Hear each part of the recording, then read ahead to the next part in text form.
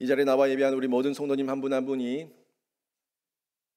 우리의 대표 되신 예수 그리스도를 통해서 구원의 은혜를 다 누리시고 날마다 성장하시길 주님의 이름으로 축원합니다. 아멘. 흔히들 우리가 죄인입니다라고 얘기하면은 사람들이 자기가 죄인됨을 인정하지 않죠. 내가 무슨 죄를 그렇게 지었냐? 나는 세상 법을 잘 지키며 살아왔는데 왜 나보고 자꾸 죄인이라고 그러냐?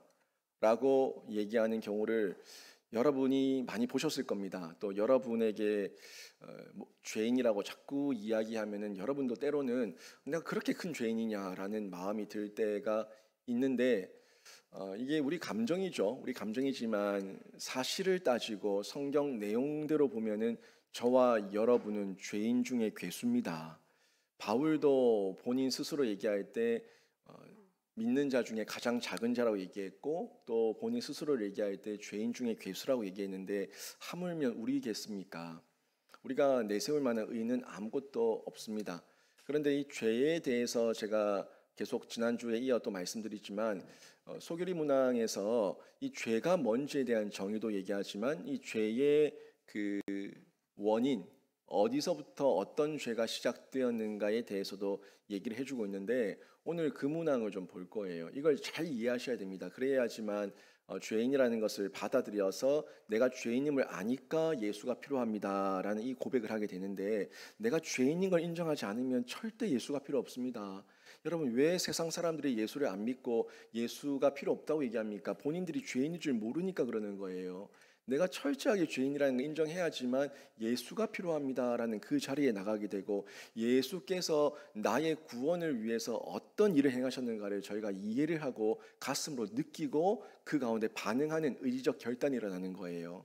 이 부분을 좀 이해하셔야 되는데 오늘 15문항, 16문항 두 문항을 좀 볼 건데요. 이 두 문항 둘 다가 이 범죄, 죄에 대해서 얘기를 하고 있어요. 제가 15문항, 16문항 문을 읽으면 여러분 답을 얘기해 주시면 됩니다. 제가 15문항 먼저 질문합니다.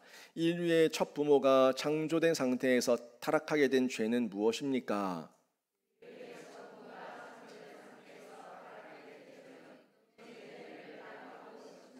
16문항입니다. 아담의 첫 범죄로 모든 인류가 타락했습니까?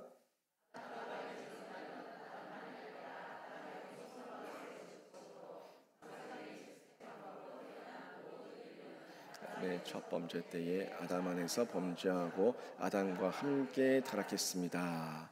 네, 이게 지금 저희에게 전달해 주고 있는 거예요. 16문항 보세요. 인류의 첫 번째 부모, 이 첫 부모라고 하는 이 아담이 창조된 상태에서 타락하게 된 죄는 하나님께서 하지 마라라고 얘기했었던 그 열매를 따 먹은 게 죄입니다라고 얘기를 하고 있고 또 16문항에서는 그 아담이 지은 죄가 왜 우리에게도 죄입니까? 라는 그 질문이에요. 아담이 죄를 지었는데 모든 인류가 모든 사람이 다 타락한 겁니까? 이렇게 질문하고 있는데 거기에 대해서 성경대로 이 16문항 답을 말하고 있는 거죠. 아담과 맺은 언약은 아담만과의 언약이 아니라 약속이 아니라 아담의 후손과도 이어지는 언약이기 때문에 우리도 죄인 맞다. 그러면서 정상적인 출생 방법, 이 정상적인 출생 방법이라는 건 한 남자와 한 여자, 남자와 여자의 그 부부 관계 속에서 정상적으로 태어난 모든 사람, 저와 여러분은 엄마가 있고 아빠가 있지 않습니까? 엄마 아빠 없는 사람은 없어요. 엄마 아빠 없는 사람 아무도 없습니다. 그 모든 정상적인 방법으로 태어난 모든 인류는 죄가 있다는 거예요. 다만 예외가 있어요. 아담과 하와는 엄마 아빠가 없습니다. 인간의 엄마 아빠가 없는 존재는 아담과 하와밖에 없고 예수님 같은 경우에도 인간적인 엄마 아빠는 있지만 그 아빠의 씨가 아니죠. 동정녀를 통해 태어났기 때문에 정상적인 방법으로 출생한 분이 아니에요. 그렇지만 인간이시지만 인간의 몸으로 나오셨지만 정상적인 이 출생 방법은 아니기 때문에 그 예외적인 규정으로 첫사람 아담과 둘째 사람 아담, 아담과 예수 이 두 분만을 제외로 좀 두고 있는데 그 외에 모든 방법으로 태어난 인류는 아담의 첫 범죄 때에 아담 안에서 범죄하고 아담과 함께 타락했다라고 소교리 문항이 전해주고 있다는 거예요. 제가 지난주에 죄의 정의를 말씀드렸지 않습니까? 인류를 타락시킨 최초의 죄가 무엇이냐 하는 부분에 대해서 제가 쭉 말씀을 드렸고, 오늘은 아담의 죄가 그 후손에게 미치는 영향이 뭐냐 하는 영역에서 좀 봐야 되는 내용인데요. 이걸 정확하게 이해를 해야지만 내가 죄인이구나 하는 걸 인정하게 됩니다. 아담과 나와 관계가 전혀 없는 무관한 자가 아니라 나도 아담과 관계가 있는 자고, 그러니까 이 아담의 죄가 나에게 주어졌다는 게 이해가 되는 거죠. 그러니까 사람들이 흔히들 태어날 때, 사람들을 얘기할 때 사람은 태어날 때부터 선하게 태어났다라는 성선설을 주장하는 사람들이 있어요. 근데 정말 그렇던가요? 여러분이 태어날 때부터 선하던가요? 선했던 여러분이 왜 이렇게 약해졌습니까? 그 선했던 여러분이 누가 이렇게 만들어 놨어요? 도대체 살아온 중에 무슨 일이 있었던 거예요? 여러분은 태어날 때부터 선하게 태어나지 않았습니다. 여러분의 실존을 이해하세요. 여러분은 태어날 때부터 악하게 태어났어요. 저도 마찬가지고요. 이걸 이해해야 돼요. 자꾸 남 탓하지 마세요. 엄마 때문에 내가 독해졌다. 아빠 때문에 내가 독해졌다. 너희들 키우다 보니까 내가 이렇게 독해졌다. 얘기하지 마세요. 여러분 원래 악했고 여러분 원래 독했어요. 그게 숨겨져 있을 뿐이죠. 숨겨져 있는데 여러분의 배우자와 여러분의 자녀들이 그 여러분의 악독을 다 드러내준 거예요. 남 탓하지 마세요. 원래 저와 여러분은 다 악하고 못됐었어요. 그래서 이걸 뭘 보면 아냐면요, 아이들을 보면 그대로 다 볼 수가 있다는 거죠. 이 성선설 맞지 않습니다. 성경은 타락한 이후에 태어난, 아담과 하와의 타락한 이후에 태어난 저와 여러분 모든 사람은 태어날 때부터 죄인이었고 악하다고 성경은 전해주고 있습니다. 물론 첫사람 아담은 이런 정상적인 출생의 방법으로 태어나지 않았기 때문에 예외예요. 아담과 하와는 하나님께서 만드셨고 그들에게 생기를 불어넣으셨고 생명이 되신 이후에 그들을 보시고 분명히 하나님은 보시기 좋았다고 얘기했습니다. 하나님은 정상적으로 만들었어요. 하나님은 정상적으로 만들었는데 그 인간을 로봇으로 만들지 않았기 때문에 의지를 줬던 그 인간의 의지, 자유의지를 그들이 교만하고 미혹과 유혹에 빠져 갈등에서 져서 결국엔 죄를 범했기 때문에 우리가 그 죄의 대물림 속에 들어오고 만 거예요. 결국 아담이 범죄한 이후에 모든 후손은 아담처럼 아담이 저질렀던 죄의 영향 아래에 있을 수밖에 없는 존재가 된 건데, 어떻게 아담 한 사람의 지은 죄가 모든 후손에게 영향을 미칩니까? 라는 이 질문이 우리들의 고민이지 않습니까? 왜 나는 죄 짓지도 않았고 나는 아담을 본 적도 없고 아담과 아무런 상관이 없다고 생각되는데 왜 아담의 죄가 저한테 주어진다고 자꾸 그렇게 강조합니까? 하는 이 부분이 우리가 받아들일 수 없는 이성적인 논리적인 연결고리예요. 근데 이게 이성적으로 연결고리가 안 만들어진다고 하지만 우리가 안 받아들이려고 하니까 안 받아들여지는 거지, 찾아보고 따져보고 시간의 흐름과 역사적으로 올라가 보면 아, 이게 받아들일 수밖에 없는 관계구나 하는 걸 이해한다고요. 여러분, 우리와 일본과의 관계가 참 안 좋아요. 우리와 중국과의 관계가 참 안 좋아요. 흔히 이 정치하는 사람이 친일, 친중 이 프레임 속에서 우리 국민들을 자꾸 충동질하지 않습니까? 근데 여러분 속에 일본과 중국과 여러분이 무슨 관계가 있습니까? 역사를 따라가 보니까 우리의 선조들이 일본과 중국과 악연이었더라. 중국이 우리 민족은 정말 많이 괴롭혔더라. 일본이 가장 최근에 우리나라를 식민지 삼아서 우리들의 골수까지 다 빼갔더라. 여러분, 그게 우리는 경험하지 않았지만 역사의 흔적을 보니까 그게 남아있으니까 우리 마음에 이게 끊을 수 없는 우리 한민족, 우리 대한민국과의 이 과제다 하는 걸 깨닫지 않습니까? 지금 당장 나와는 아무 관계가 없지만 내 혈통이, 내 사는 나라, 내 민족이 그들과 연관이 있더라 이거예요. 그래서 이게 끊어질 수 없는 역사의 고리 속에 있더라 이겁니다. 우리의 선조를 따라서 올라가면 아담이 과연 우리와 상관이 없냐는 거예요. 그런 면에서 생각해 볼 수가 있는데, 아담의 죄는 결국에 저와 여러분에게 유전되었어요. 유전되었기 때문에 아담이 지었던 죄가 우리들에게 전달되는 거예요. 사실 여러분의 증조, 고조 할아버지와 무슨 상관이 있습니까? 얼굴이라도 봤습니까? 기억이라도 납니까? 여러분의 선조들과 무슨 관계가 있어요? 근데 그분들의 어떤 DNA 유전자의 그런 내용들이 여러분 속에 나는 모르지만 내 혈통 속에 흐르고 있지 않습니까? 흐르고 있다고요. 저희 아이를 봐도 저희 집안의 피라는 게 느껴지고 또 어떤 면에서는 저희 아내 쪽 집안의 피가 보인다고요. 그 흔적들이 보인다고요. 그 속에 면면이 흐르고 있는 DNA 같은, 우리 눈에 보이지 않지만 그 속에 있는 습관, 행동, 표정 하나, 이런 모양 하나까지도 그 속에 묻어 있는 걸 볼 수가 있다는 겁니다. 이걸 저희가 잘 기억하면서 이 아담과 하와의 죄가 왜 우리에게 주어졌는가 하는 것을 볼 수가 있는데, 아담은 굉장히 독특한 사람이에요. 아담은 부모 없이, 사람 부모 없이 태어났고요. 하나님이 만드실 때 성인으로 만드셨습니다. 아담은 아기로 해서 자라간 과정이 없습니다. 아담은 처음부터 성인으로 만드셨어요, 하나님께서.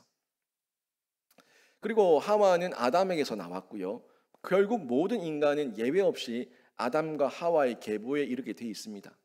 성경에 아담과 하와 외에 다른 인물을 하나님께서 만드셨다는 기록이 전혀 없기 때문에 결국 아담과 하와의 그 계보 속에 우리라는 존재가 계속 씨족과 혈통을 이어가며 퍼져 여기까지 왔다는 걸 볼 수 있다는 거죠.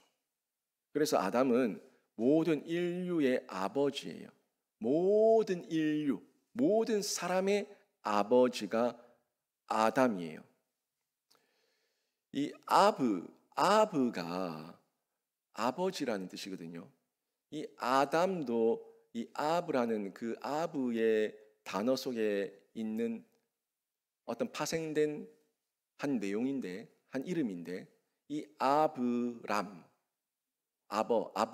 아버지니까 민족의 혈통의 아빠, 아브라함, 모든 민족의 아빠, 아브라함. 이 아브가 이 아빠라고 하는 그 단어 속에서 파생된 내용으로 본다는 거죠. 그렇게 펼쳐나시고 있는데, 이 아담도 같은 아브라고 하는 그 단어의 파생어 중에 있는 한 이름인 거죠. 아담은 결국에 모든 인류의 아버지인데, 이 아버지, 모든 인류의 대표로서의 대표성을 가지고 있는 사람이 이 아담이라는 겁니다. 쉬운 말로 얘기해서 모든 인류의 아버지이기 때문에 부모의 외모와 재능을 담듯이 아담의 죄가 우리에게 유전되어서 우리에게 왔다는 거예요. 하지만 이 사실을 부인하는 사람이 참 많아요. 왜 아담이 죄가 나한테 유전되냐고 따지고 원망하고, 나는 아담을 본 적도 없는데 왜 아담이 나와 상관이 있냐라고 이렇게 따지게 되는데, 이해는 안 됩니다. 사실 이걸 논리적으로 얘기하려고 하면 이해는 안 되는 부분이지만 부인할 수 없는 사실이에요. 실제 그 어디에도 인류의 시작과 인간의 출생과 인간의 그 계보를 말해주고 있는 경전은 그 어디에도 없는데, 오직 성경만이 인류의 시작과 사람의 시작을, 그 혈통의 씨의 시작을 말해주고 있기 때문에 이 근거를 통해서 아담은 우리 인류의 아버지였다, 첫사람이었다 하는 것을 부인할 수가 없다는 거예요. 그래서 이 부인할 수 없는 사실을 토대로 저희가 보게 되면, 그러면 아담이 지은 죄, 그 죄가 우리에게 이어지는 이유는 대표설이구나. 대표성.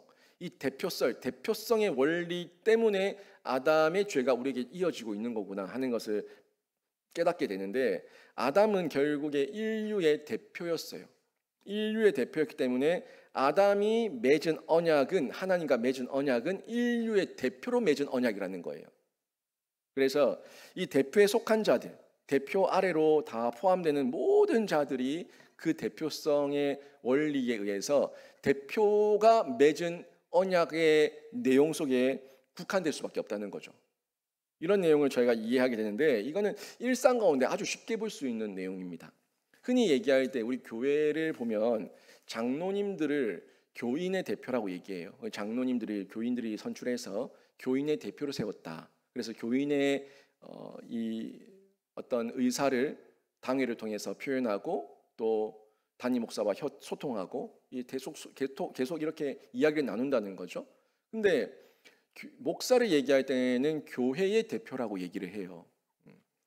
그리고 우리 국회의원들을 얘기할 때는 국민의 대표라고 얘기하죠. 국민의 대표. 국민의 기관, 국민기관이라고 하지 않습니까? 국민의 그 입법기관이라고 얘기하죠. 국민들을 대표해서 몇십만 명 중에 한 명씩 이렇게 세워서 그 대표를 선출하는 건데, 대통령 같은 경우에는 어떻게 얘기합니까? 국민의 대표가 아니라 국가의 대표예요. 나라의 대표예요. 그래서 그 교회의 대표와 국가의 대표가 교회의 대표와 국가의 대표끼리 협의하고 협약을 맺으면 이 협약된 내용이 누구에게 미칩니까? 온 국민에게 미칩니다. 온 국민에게 미쳐요. 저희는 외국과 어떤 조약을 맺지 않습니다. 국가의 대표가 가서 조약을 맺고 협상을 하고 협약을 하는데 이게 우리 국민들 모두에게 미치는 영향력이 된다는 거예요. 그렇게 따지면은 아니 대통령과 내가 무슨 상관이 있냐? 아니 담임 목사와 내가 무슨 상관이 있냐? 왜 자기 마음대로 하냐? 라고 얘기하는데 자기 마음대로 한 게 아니라 그 사람이 대표이기 때문에 그런 거예요. 그 기간 동안에는 그 대표성이 주어진 권한 아래서는 그 사람이 하는 영향력이 국민에게 미칠 수밖에 없는 거예요. 한일합방, 조선의 왕이 일본과 맺은 협약 때문에, 계약 때문에 온 나라가 식민지가 돼버렸어요. 그 대표 때문에 그런 거예요. 대표 때문에. 이 부분을 이해를 하게 되면은 아담이 인류의 대표였는데 하나님과 맺은 언약에 의해서 먹지 말라는 것을 먹으면 거기에 상응하는 징계와 벌이 임하는데 그것이 우리에게 주어진 이유가 뭔가, 그리고 왜 주어졌는가 하는 부분에 대한 이해가 우리 속에 알게 되는 거죠. 깨달아지는 거죠. 결국 아담이 에덴 동산에서 선악과를 먹은 것은 한 명의 개인으로서 먹은 게 아니라 인류의 대표로서 지은 죄이기 때문에 그 죄가 우리에게도 동일한 영향을 미친다는 겁니다. 사과나무는 사과를 맺는 것처럼 인간은 아담의 죄를 가지고 태어나는데 그냥 그 지은 죄, DNA, 어떤 죄의 죄성 이게 계속 대물림되면서 나타나니까 우리가 죄인으로 태어났다. 우리는 성악설이 맞다라고 얘기하는데 이게 결국 원죄라는 거죠. 원죄. 많이 들어봤지 않습니까? 원래 태어날 때부터 가지고 태어난 죄다 하는 부분이에요. 그리고 이 원죄의 죄인됨은요, 제가 농담처럼 얘기했지만 여러분이 선하게 태어나서가 아니라 악하게 태어났습니다라고 얘기했지만 이 태어난 아이들의, 우리 어린 아이들의 그 자라가는 모습을 보면은 그대로 다 드러나죠. 아이에게 누가 미움을 가르치고 누가 질투를 가르치고 누가 시기를 가르치고 누가 떼쓰고 못되게 행동하는 걸 가르칩니까? 아무도 가르치지 않았어요. 근데 이 아이들은 그 속에 습성이 그렇기 때문에 떼쓰고 미워하고 싫어하고 부정적이고 이런 어떤 내용들이 드러나는 거예요. 우리 시아도 싫어를 얼마나 잘합니까? 이름 잘못 지었다고 시아라고 해서 싫어한다고 농담처럼 얘기했지만 싫어. 저희 애도 싫어 얼마나 잘하는지 모릅니다. 싫어, 안 해, 떼쓸 거야, 싸울 거야, 막 이런 말을 해요. 누가 가르치지도 않았는데. 어제는 배상임 집사님한테 혼났다고 배상임 집사님 이름을 외워와가지고 저한테 와서 배상임 집사님 무서워, 배상임 집사님 때문에 지역 어린이 대잔치가 다 싫어졌어. 그래서 제가 아니라고 오늘 아침에도 또 물어봤죠. 배상임 집사님 좋은 분이야 나쁜 분이야? 예, 더 혼 많이 낸 사람은 박혜영 집사님, 이경미 집사님이 더 혼 많이 냈는데 그분들은 어때? 그랬더니 좋은 분이야 이렇게. 예, 결국 이게 라포 형성이 안 돼 있는 중에 혼이 나니까 무서운 거예요. 이분들은 매주 보다가 혼나니까 혼내도 괜찮은 사람인데 갑자기 한 분이 나타나서 야단치니까 무서운 거예요. 3층에 올라와가지고 막 소리를 지르고 울고 있기에 제가 문을 열고 빼고 내다보니까 위에 있는 거예요. 내려오라고 하니까 울며 눈물이 범벅이 돼가지고 무서워. 아유 참 얼마나 웃기든지. 제가 그 모습을 보면서 이 아이들은 그렇잖아요. 아이들도 자기한테 싫은 소리 하는 게 싫은 거예요. 나한테 내 양육권자, 나와 관계가 있는 사람이 야단치는 거는 받아들이는데 그게 안 되면은 못 받아들이는 거예요. 그러니까 우리도 하나님이 나와의 관계가 되고 말씀이 성령이 나와 관계가 돼서 내 하나님, 나의 주님, 나의 성령님이라고 인정하게 될 때에 그분의 부딪힘이 있을 때 깨닫고 뉘우치고 돌이키는데 전혀 상관없는 어떤 누군가가 말한다면 그게 못 받아들여지는 거예요. 왜 다 이게 우리 안에 아닌 건 아는데, 아닌 건 알고 틀린 것도 아는데 내가 못 받아들이는 이 죄악 때문에 그래요. 저희 아이한테 네가 잘했냐 못했냐 물어보면 하면 안 된다고 얘기해요. 하면 안 되는 거 하다가 혼났다고 얘기해요. 알아요. 아는데 못 받아들이는 거예요. 여러분, 하나님의 사랑을 체험하신 자는요, 이 사랑을 실천하며 표현하기 위해서 끊임없이 우리 속에 갈등과 유혹을 이기는 이 작업이 필요합니다. 제가 오전에도 얘기했지만 그 갈등이 없는 사람은 아무도 없습니다. 결국 그 갈등은 불신앙으로 이끄는 유혹이지 않습니까? 그 갈등의 유혹에 넘어져서 지면은 불신앙의 확정이 되어버리지만 이기면 성장과 성숙을 하고 혹여나 넘어졌다고 하더라도 또 일어나면은 완전한 실패가 아니에요. 잠깐 우리가 휘청된 거지 다시 일어나면 되잖아요. 오뚜기처럼. 나의 인생이, 나의 신앙의 여정이 끝난 게 아니니까. 그때마다 이런 시각과 개념을 가지고 죄를 이겨내야 되는데 한 번 지고 나면 나는 끝났다 해버리면은 진짜 끝나버린 인생이 돼버리는 거죠. 여기서 이기면, 더욱더 예수 의지하고 이기면 우리 삶에 놀라운 변화가 일어나고 또 계속해서 이기기 위해서 신앙의 실천과 신앙의 도전이 우리에게 필요한 겁니다. 무엇보다 말 한마디, 행동 하나가 흉내가 아닌 존재 자체가 바뀌어야 되는 거예요. 흉내 내본들 아무런 득도 없고 유익도 없고 아무런 변화도 일어나지 않아요. 흉내는 흉내일 뿐이에요. 흉내가 아니라 진짜 내 실존의 변화가 되기 위해서는 우리가 계속 예수 안에서 연합된 중에 영적 자양분, 영적 영양소를 공급받아야지만 변화가 점진적으로 일어나서 바뀌게 되는 거예요. 하나님은요, 인간이 이 온전한 사랑과 신앙의 실천을 할 수 없는 연약한 존재임을 아시고요. 그래서 우리에게 두 번째 아담을 보내주신 거예요. 그냥 보내주신 게 아니에요. 율법을 통해서 우리가 지킬 수 없다는 것을 뼈저리게 느끼게 하시고 율법을 통해서 우리는 절대 의에 이를 수 없다는 것을 깨닫게 하신 이후에 우리는 할 수 없구나. 그러면 누가 하냐? 하나님이 해주셔야 되고 하나님께서 나를 긍휼히 여겨주셔야 된다는 거. 결국 우리는 천막의 장막을 제끼고 저 긴 장대에 달린 노뱀을 쳐다보는 하나님의 은혜를 쳐다보는 것밖에는 아무런 할 것이 없다는 것을 깨닫는 이후에 그때 예수가 나에게 오셔서 예수를 통해서 의를 입고 구원에 이르게 되는 거예요. 이 두 번째 아담, 예수 그리스도예요. 첫 번째 아담은 우리에게 죄를 줬지만 두 번째 아담은 우리에게 구원을 주기 위해서 하나님께서 의도적으로 계획적으로 우리를 사랑하셔서 보내주셨습니다. 이 두 번째 아담은 100% 인간이지만 죄가 없는 예수 그리스도십니다. 아담이 온 인류의 대표인 것과 같이 예수님 믿는 모든 믿는 자의 대표가 예수 그리스도예요. 차이가 있어요. 아담은 모든 인간의 대표지만 예수는 신자의 대표예요.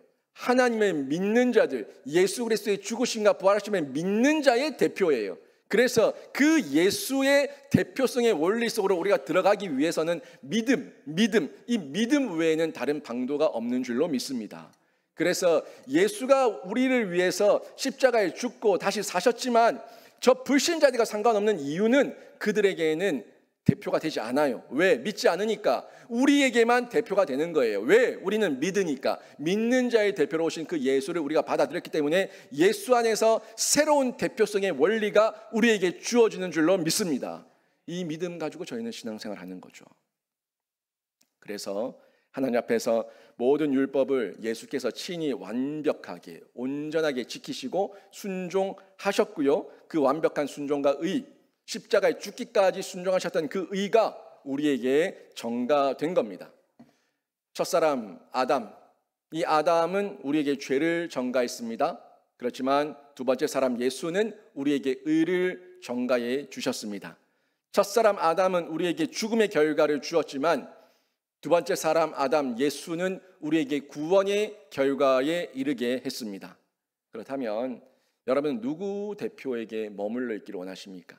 지금 저와 여러분 인류의 모든 사람은 아담의 후손으로 그 대표성의 결과 안에 묶여져 있지만 여기서 죽음에서 죄에서 의로 생명으로 옮겨지는 것은 예수의 대표성 안으로 들어가야지만 이 결과가 우리에게 주어지게 되는데 여러분은 어디에 계속 어디에 계시기를 원하십니까? 있는 자리에 그대로 머무르시기를 원합니까? 아니면 새로운 하나님께서 열어주신 생명의 길로 나가기를 원하십니까? 이미 여러분은 스스로 죄인임을 알고 있습니다. 사람은 누가 권하지 않아도 자신의 그 죄 때문에 자기 사랑에 늘 빠져 있고요. 가만히 내버려두면 자연스럽게 이기적이고 자연스럽게 자기중심적이고 지옥 갈 행동만 하게 돼 있는 거예요.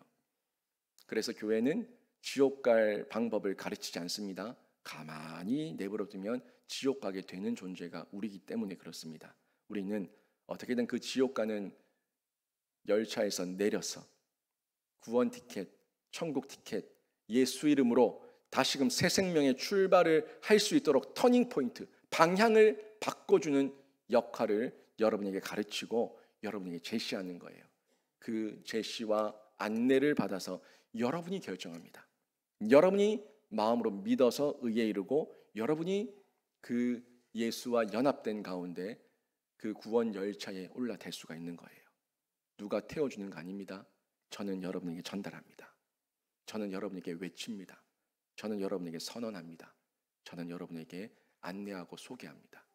여러분이 지성과 감성과 의지로 전인격으로 예수를 알아서 예수 안에서 생명을 얻고 구원 열차에 올라타야 되는 거예요. 여러분, 이제 그 죄인됨을 인정하고 예수를 의지하며 예수의 의를 믿어서 그 사랑에 여러분이 반응하며 살아내시기를 바랍니다. 그리고 성경과 성령의 예수의 의와 사랑을 지속적으로 체험하세요. 지속적으로. 한 번만 맛보고 내가 다 안다, 다 느꼈다, 다 체험했다 착각하지 마시고 교만하지 마시고 겸손하게 저는 더 예수를 알기를 원합니다. 더 예수를 체험하기를 원합니다. 더 예수 안에 있기를 원합니다. 날마다 더 예수 안에서 지속적으로 체험하며 은혜를 누리는 가운데 여러분의 풍성함을 누리시고 예수의 복을 누리시고 그것을 여러분이 누리는 가운데 흘려보내는 통로가 되시기를 바랍니다. 아무리 늙은 어른이라도 어린이의 감정과 무지함과 분별력이 없는 어리석음을 부러워하지 않습니다. 아무리 늙은 어른이라도 쪼글쪼글해져 있더라도 저 아이들 좌우를 분별하지 못하고 앞으로 살아갈 인생이 어떻게 될지도 모르는 저 어린아이들처럼 내가 다시 어린아이가 되고 싶다라는 그런 생각하지 않아요. 한때 저도 청소년 시절로 돌아갔으면 하는 그런 생각을 해본 적은 있지만 이제 돌아가고 싶지 않습니다. 이제 돌아와서 그 고생하면서 앞으로 이 더 험악한 세상을 살아가고 싶지 않습니다. 지금까지 살아왔잖아요.